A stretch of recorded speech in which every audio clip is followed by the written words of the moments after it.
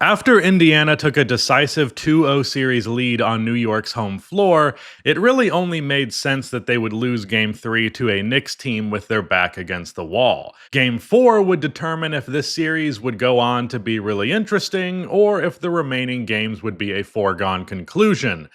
Well, it looks like we got the latter. New York didn't necessarily have a bad game. They certainly came to play far more than they did in their first two losses. But Indiana's superstar guard, Tyrese Haliburton, and yes, I am very deliberately using the word superstar here, he decided to have a historic performance. The dude bowled a perfect game, and the Indiana Pacers are now just one game removed from their first finals appearance since the year 2000, when I, as well as Tyrese Haliburton, were just 4 months old. We do share the same birthday. I don't know if I've mentioned that a million times or not before, but hey, huge news for the Pacers. This could be a massive moment. Also a huge L for the Knicks. So let's go ahead and talk about it. Hello, everyone. Welcome to Rusty Bucket. Subscribe to the channel, drop a like on this video, and check us out over on Spotify and Apple Podcasts if you would like to enjoy this as an audio-only experience. Now, neither of these teams really struggled too much offensively out of the gate, and that was in spite of some pretty physical defense. For Indiana's offense, Aaron Nesmith started the game 2 for 2 from outside, which if I was a Knicks fan, probably would have already had me on the verge of cardiac arrest. Miles Turner actually started the scoring for Indiana with a tough-ass and one as he was basically falling to the floor. Siakam got a few buckets in transition, as well as a pair of hook shots on some mismatches.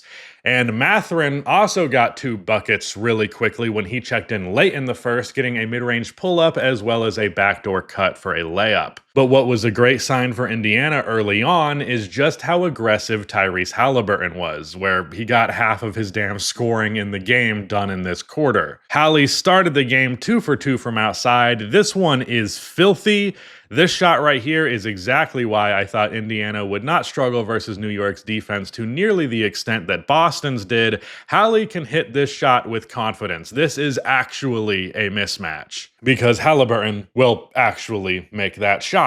But every time he had the Robinson mismatch, it didn't necessarily result in a pull-up 3. This time, he gets Mitchell to commit to defending him for the drive, which gives him the space for the mid-range pull-up. He has 8 halfway through the first, and he'd finish the quarter with 16, once again hitting a filthy pull-up 3-pointer. He was straight up doing a Steph Curry impression in the first quarter. But as bad as Haliburton's scoring was for New York, his playmaking was arguably just as devastating. He ensured that Indiana was not going to be outmatched on the fast break. Look at how perfectly Haliburton puts the ball in Aaron Nesmith's hands. He hits him perfectly in stride. Like literally a robot could not put the ball in a more ideal position. He is an insanely accurate passer. Now on New York's end of things offensively, this did end up being a bit of a duel between both teams' star point guards out of the gate, and I'm a little disappointed it didn't stay that way the whole way through.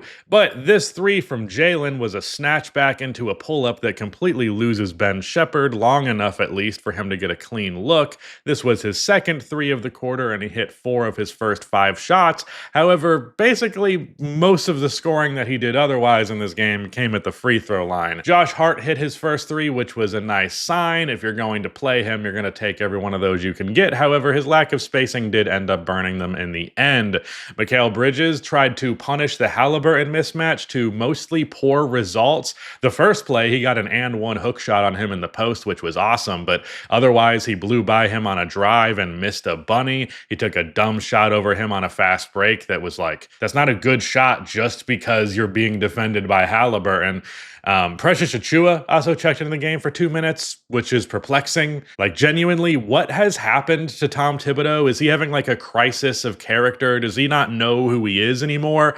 Like, seriously, somebody check on the well-being of Tom Thibodeau, because he's had a night and day change to his philosophy in terms of rotations. For the most part, these teams were trading buckets most of the way through the quarter. However, New York started to miss some very makeable shots at the very end, and as a result, Indiana closed the quarter on a 12-5 run, leading 43-35. We once again see Tibbs digging further into his bench in the second quarter. We get the DeLon Wright and Landry Shamet minutes again. Landry unfortunately got an injury, but he did return later on. But Wright had a terrible play and a pretty good one back to back. First, he double dribbled on a fast break without any defender anywhere near his vicinity, but he also hit a corner three, had a couple of good defensive possessions, and with a dude who literally just didn't even touch the floor up until last game, didn't play any real minutes in the playoffs, you got to take the good that he can give you. I think they can live with that, as bad as that double dribble was. OG, who had a good first quarter, had an even better second quarter. He hit some tough mid-range shots up until this point. He also got to the rim a few times, and on this rim attempt, he finishes this layup on a break to tie the game at 51. He would also get an and one on a drive and semi-transition after Brunson threw a behind his back pass, and he finished the quarter with 9 points overall. Cat was also super aggressive as a driver in this quarter. He got 3 separate trips to the line as well as a couple layups, which got him to 12 points. Miles Turner once again just looked completely uncomfortable and incapable guarding him. These were minutes where Mitchell Robinson was not on the floor, which meant that Miles got this matchup again, and there was a notable difference to New York's offensive flow. Luckily, Miles did enough good stuff on the offensive end to make him still worthy of being played. He would find Ben Shepherd on a backdoor cut with a really difficult pass, like far away from the basket. Not an easy dime for a caliber of playmaker like him by any means. And he finished this really nice up and under move around Karl Anthony Towns, as at this point in the second, Cat had 2 fouls. So Miles went right at him, and that is really smart basketball. Meanwhile, Haliburton struggled with his shot just a little bit this time around, but he continued diming people up as Indiana continued to overwhelm on the fast break. His best play of this quarter came on the fast break, where he set up Nesmith with this impressive pass. Unfortunately, Nesmith would miss the wide open look, but then Hallie gets the offensive rebound and throws an even more impressive dump-off pass to Bradley for the reverse layup. But despite Hallie looking comfortable and Siakam as well as Nesmith being in double figures going into the half, the Pacers haven't been able to get out in front by a wide margin. New York has gotten more second chance opportunities off of offensive rebounds. They also have gotten a handful more free throws, so they've managed to hold off any kind of major run. However, if Indiana continues to play this well holistically, and especially if Haliburton continues to play this well, I think New York is fucked. I don't know that they have this in them. They need to be outplaying them and not just keeping their heads above water at this point.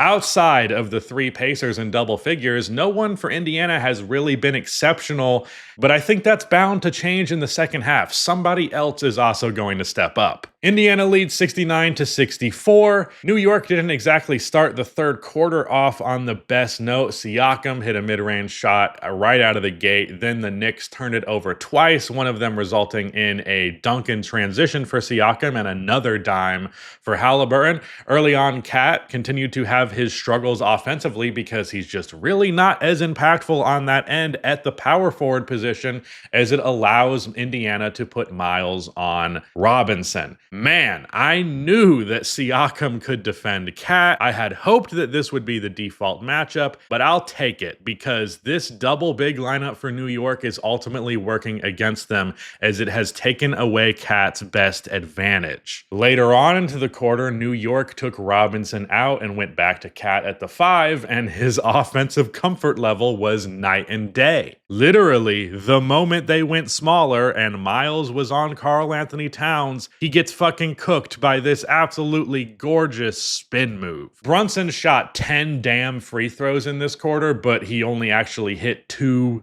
actual field goals.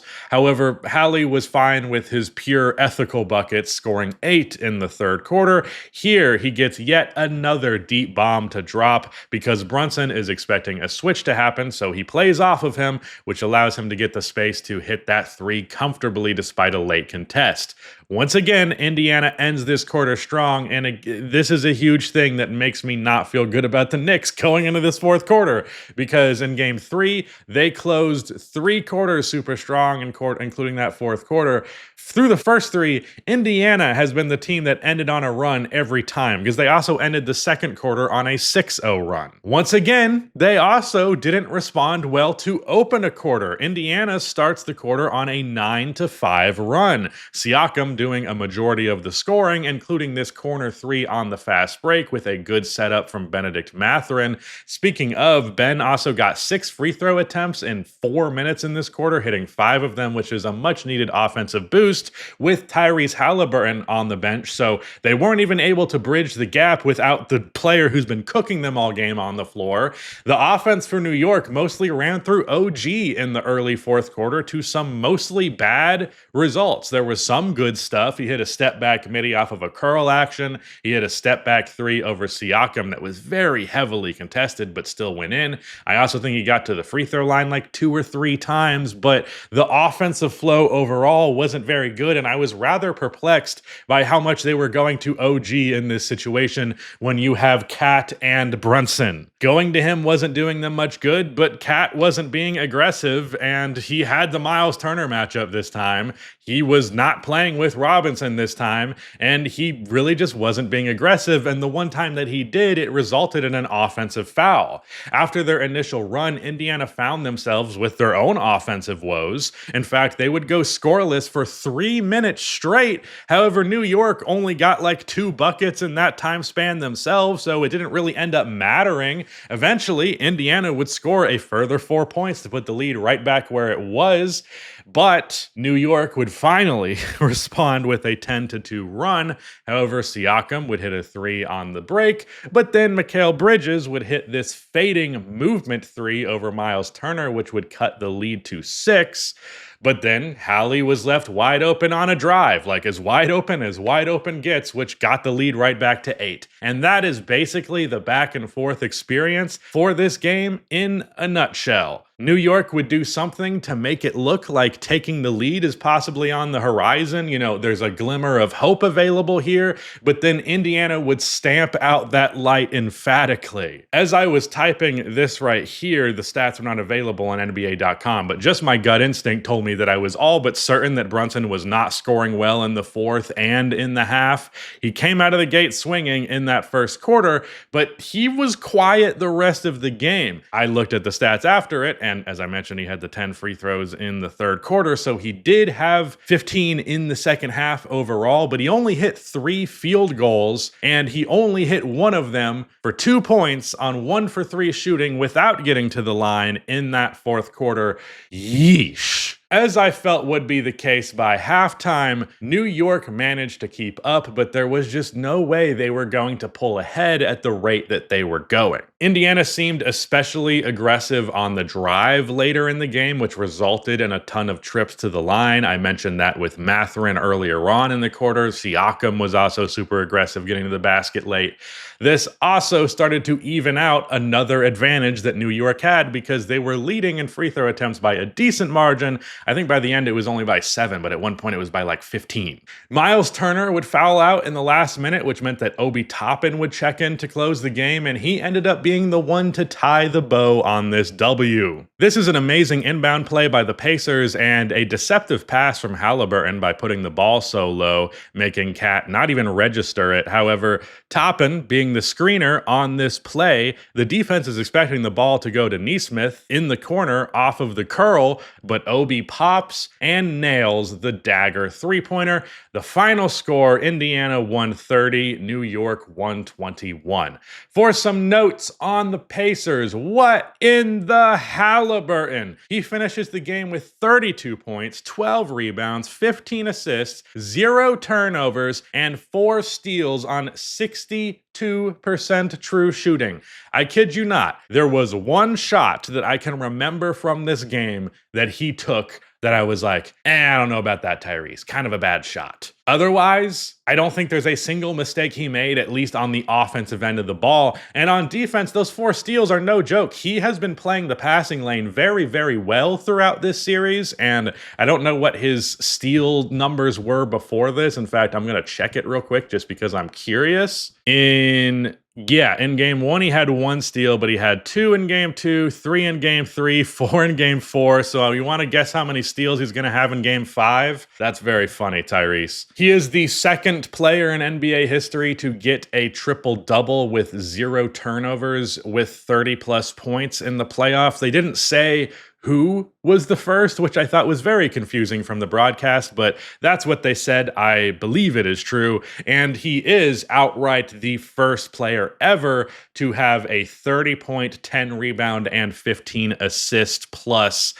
game without a turnover. Just insane production from him. His scoring went quiet after game 1, but Siakam held it down in game 2. He was fine enough in game 3, but you would have liked to see more aggression from him. But this one, he came out of the gate swinging, and it really made me very confident that they were going to win this game right out of the gate. There are very few players in the NBA now and throughout history who can match Haliburton's playmaking and shooting ability. In fact, the only guy who could remotely touch that stratosphere is Luka Doncic, and he's probably an equal playmaker, but while being better in different categories. He's a riskier, lower volume one, but he turns it over more. So he's definitely, he's a worse playmaker, and I'd say he's a worse shooter, but that's about as good as it gets. Steph is the greatest shooter of all time, but his playmaking, even though I think it's underrated because he will focus so much on assists, it's not as good as Haliburton's. It's really hard to think of who actually has this combination. Like, being that good at shooting and that good at passing opens up space to such a comical degree because you have to defend him so far away from the rim. And so often, when you look at the drives that Tyrese Haliburton has, he'll get like 2, 3, 4, hell, 5 free layups because the defense is concerned about him passing the ball. I always love to talk about the relationship between playmaking and scoring. I think we saw a huge contrast to this with how Anthony Edwards played against the Thunder. You need to, in the modern game, as your lead ball handler, be somebody who's going to pressure the defense to defend you far away from the basket and defend you very intently with a whole bunch of attention. And you need to be able to pick them apart with their mistakes by trying to commit too hard to you defensively. Hallie deserves his respect. The game right now, out of your lead ball handler, is so much about the combination of scoring and playmaking, and he's basically as good as anybody in that particular category other than Nikola Jokic. He's the best ball handler in the league at that particular category. Hallie deserves his respect, but so does this entire Pacers team. And the reason I picked them to win this series was, I guess it was controversial. Knicks fans certainly didn't like it. A lot of the logic was this Pacers team is, not that much better. Meanwhile, the Knicks got so much better, and they almost beat them last year despite major injuries. And, I had this tweet. I've said this take a few times out there where I said that the New York Knicks this year were like basically the best team that the Boston Celtics with the Drew Holiday, Kristaps Porzingis era last year and this one had ever faced. In the third game, when Indiana looked like they were going to run away with it, I had a bunch of people, Celtics fans, who were coping and crying, quote tweeting it like, oh, look at this dumbass, even though they ended up winning that game. Of course, they didn't go back and talk about how dumb they were, but that shit aside, I still hold strong in that this Knicks team is better than last year's Pacers team. This year's Pacers team is so much better than they were last year because you've got a way more consistent Tyrese Haliburton. You were getting way more bad games from Tyrese, more so than the great ones in last year's playoff run. But more importantly, their defense has night and day improved. New York has had not much problem scoring the ball against them. That's obviously true. But their offense is so good that their defense just needs to be pretty damn good. And the defense is pretty damn good. Holding Brunson to one made shot in that fourth quarter, I would say that's pretty damn good. Making it impossible to score whenever they go with the double bigs lineup, I would say that's pretty good. And it's enough. They're not going to match OKC's defensive capabilities whatsoever, but it is much better to the point where it actually makes them competing and winning the game primarily through their offense feasible. I understand Indiana got here this year and they got there into the conference finals last year in large part due to injuries. They certainly wouldn't have beaten the Cavs in 5 games if they didn't have injuries working in their favor. However, beating the shit out of an injured team is what great teams do. Great teams can have a prolonged series against a good team, but a great team facing a good team with a bunch of injuries, they should then kick their ass. And that's what the Pacers did last year in the playoffs. That's what they did this year. I mean, I guess they didn't really kick the Knicks' ass last year, but they did a damn well job offensively anyways. Like, this is a great team. They're so versatile. They're so deep. Like, think of the offensive skill set that exists within this team. All 5 players in their starting lineup are good finishers, good mid-range shooters, and good three-point shooters. All of them. Good numbers in those areas on pretty good volume as well. They're all pretty capable playmakers beyond Tyrese Haliburton, and that's something that I find very interesting about this team. Because Hallie, if he goes to the finals, seems all but certain at this point, he will be getting there by averaging double-digit assists as this team's lead playmaker. And the thing that's funny about that, I mean, I think OKC will win, but if I'm wrong and the Pacers won this championship, he'd be the only player besides for Magic Johnson and LeBron James to ever do that. But it makes complete sense that this would be the context, because I normally am one to say, don't put your playmaking eggs in one basket. If the Pacers didn't do that, though, just because they have one guy averaging 11 doesn't mean they have doesn't mean they don't have another couple of guys who are going to get 5 to 3 assists in this one. Tyrese Haliburton had 15 dimes, but the rest of his team had 14. It's not just him. It's not just him at all. Like, TJ McConnell, 3 quick dimes.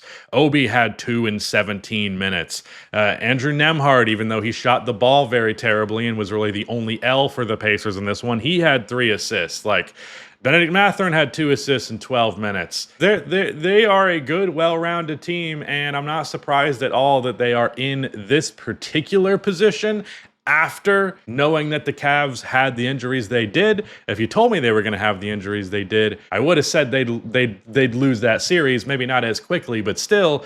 But I picked the Cavs to win in 6 because I knew the Pacers were at least pretty fucking good. Miles Turner had a few nice buckets on the interior. He had that and one at the top of the quarter that I mentioned, as well as 2 up and unders, both of them on Cat. Siakam was dominant in all of the ways that he's supposed to be in his secondary role. He finished a ton of Haliburton's dimes on the fast break. He scored in the post a few times. He hit a couple of mid-range pull-up jumpers as always. And I feel like all 3 of the threes that he hit were huge momentum shots. I actually didn't realize he quite got to 30 points. I felt like it was a pretty quiet 30, but I was able to recognize just how masterful he was in the smaller moments in this game. I also didn't realize through the course of the game just how much Benedict Mathurin actually got to the rim and got to the free throw line. Dude shot 11 free throws in 12 minutes of play, and he hit 10 of them. He also hit 5 field goals in those 12 minutes, so he had 20 points in 12 minutes. That's crazy because he has been bad in this series up until this point. I think in game 3, I think one of my notes was that they should just not play him because he'd just been terrible to that point. But he got one more opportunity, and man, did he run with it. Like I mentioned, Andrew Nembhard, he went 1 for 9. He's the only Pacer who wasn't really all that present. Their half-court offensive execution is just too good. Their depth gives them so much versatility, and they play as a team. And I can't say any of that about the New York Knicks. And in the modern NBA, having the better executed offense, the better depth, the better versatility, and more camaraderie and connection as a team, how are you beating that? It's very unlikely. As for some notes on the Knicks, the double big lineups were their undoing. Mitchell Robinson played just 18 minutes in this game, and he had a team and game worst -20 plus minus because New York's offense went to a standstill. The reason for this is it made Cat useless on offense, and it made scoring inside the paint in general for the Knicks really, really, really difficult because now Miles Turner was at the rim able to contest shots, not pulled away thanks to Cat shooting. I've been begging for Rick Carlisle to put Miles on Josh Hart so that they could keep him around the basket all the time, regardless of this double bigs lineup. But if it takes the Knicks putting another center on the floor to display just how much better that makes him on defense, then I'll take that. Every time Cat started to cook, it was because Mitchell Robinson was off of the floor, but the trade-off there is now it's a lot harder to play defense, and that is also their undoing. And I said the same thing for the Minnesota Timberwolves series. Your bigs are too heavily skewed to one side of the floor. If you play Cat, you're getting all offense. If you play Robinson, you're getting all defense. And if you play both, you're kind of getting the worst out of both of them. Same can be said about Naz Reid and Rudy Gobert. Reid, all offense, very minimal defense. Rudy Gobert, all defense. All that stuff's great. They can do good at that aspect of the game, but if one team has bigs who can play both sides of the floor, like Miles Turner and Pascal Siakam, or Chet Holmgren and Isaiah Hartenstein, then you're just going to lose on the balance factor there alone. You're constantly playing cat and mouse and trying to determine, do we focus more on our offense with this lineup or more on our defense with this lineup, to a degree where you're picking your poison. And if you're picking poison, but the opponent isn't picking poison, well, you're the dumbass who's poisoned. And that's not a winning formula, I would say. Jalen Brunson, he had 2 in the 4th in a close game. When that happens, you're not going to win. It's hard to blame him. You can blame him on this individual instance, but I would just say in totality, with everything he's had to this point to deal with physically in this series, I don't think it's his fault that they rely on one guy to this degree. This is the consequence of the play style that got them here in the first place. And it was a play style that got him here. That's great. It's good, but it's a play style that had a ceiling on it. And you could argue the Indiana Pacers have a play style that has a ceiling on it too, but it's a shorter or a higher ceiling rather than that of the Knicks, because they don't need one guy to have 35 and to have 15 in the fourth quarter in order for them to win a game. OG and Bridges both had pretty good games, not the most efficient, but they had 39 points between them on decent enough efficiency. And for those two, that is a lot of production, because you're rarely getting games where both of them are scoring at a high volume.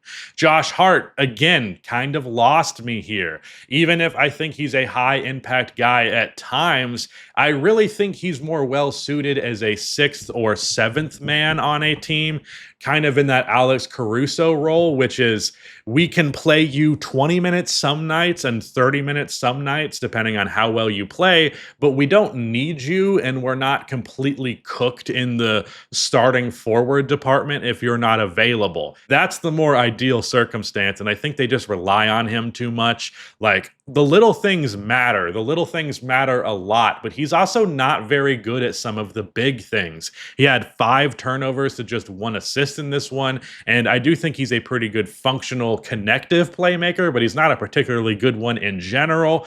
He takes these mid-range shots from time to time that I know the defense is happy with. He hit his one, I think he hit 1 3-pointer in this one. I don't even know if he attempted another one. He went 1 for 2. Like, he's shooting like 40+% from 3 in this one, but if you're going to take 2 3-pointers in 36 minutes, you're not spacing the floor. Your teammates are constantly feeling extra pressure because you're not a spacer. And I think overall, Josh Hart has hurt them more than he has helped them throughout this series.